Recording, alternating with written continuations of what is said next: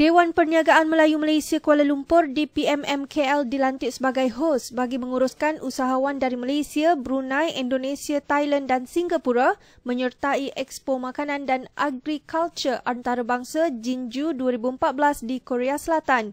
Yang di-Pertua DPMMKL Datuk Sharifuddin Musa memaklumkan perkara itu dan pihaknya menyasarkan kira-kira 40 ruang pameran dibuka membabitkan produk buatan Malaysia mengikut kategori termasuk sektor makanan.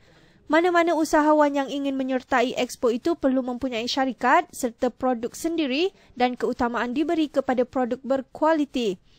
Sementara itu, Pengurus Kanan Bahagian Geran MDG Muhammad Nur Azab memaklumkan Perbadanan Pembangunan Luar Malaysia (MATRED) menyalurkan peruntukan sebanyak RM13 juta daripada RM20 juta di bawah Geran Pembangunan Pasaran MDG kepada hampir 1,000 usahawan bagi meluaskan perniagaan ke peringkat antarabangsa.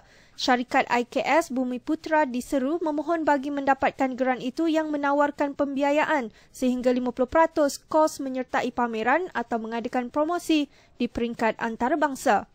Okey, program ini ada terlibat dua hala antara komiti kita dengan ahli-ahli Dewan Perniagaan Melayu Kuala Lumpur.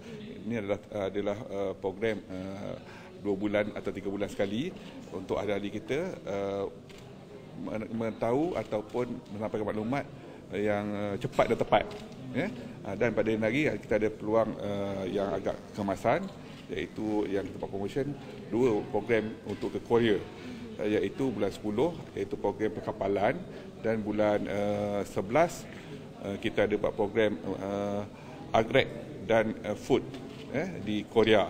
Tapi pakej ni memang sangat bagus kerana just 2,000 saja kita boleh menginap sana selama 5 hari. Itu program yang kata peluang yang dapat kita ada.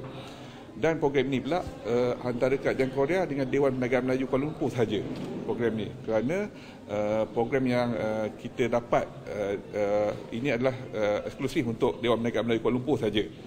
Kita sign MOU pada tahun lepas. Jadi sesiapa yang berminat masih ada kekosongan. Jadi sama-sama ambil peluang yang ada ni lah.